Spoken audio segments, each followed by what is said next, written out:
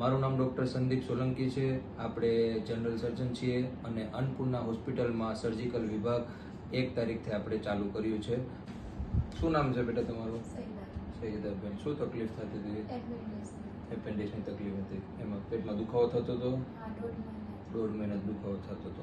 બરાબર. પછી આપણે તમે અહીંયા આવ્યા એટલે આપણે સોનોગ્રાફીમાં અપેન્ડિક્સ આવ્યું એટલે આપણે અપેન્ડિક્સનું ઓપરેશનની તૈયારી કરી. બરાબર.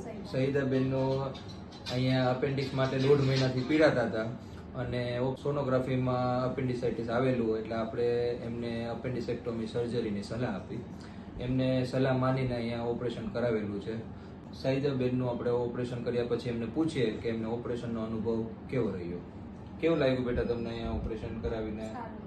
કેવું ઓપરેશન દરમિયાન કે ઓપરેશન પહેલા બીક લાગતી હતી તમને?